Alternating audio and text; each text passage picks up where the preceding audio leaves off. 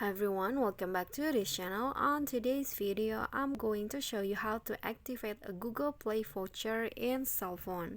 So if you have a Google Play voucher and you want to activate it, you can just go to your Play Store on your cell phone and then click on your profile icon at the top and choose payment and subscription, this one right here.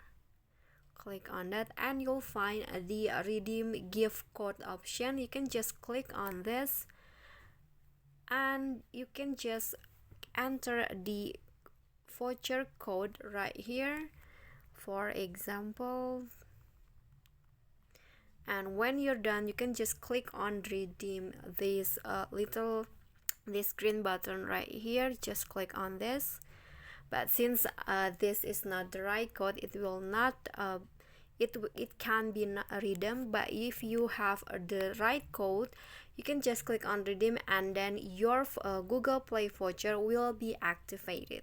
Okay, so that's it for me. I hope this video is helpful to you. Thank you guys so much for watching. If you like the video, please do click on the thumbs up icon and don't forget to leave a comment and subscribe our channel. See you on the next tutorial. Bye bye.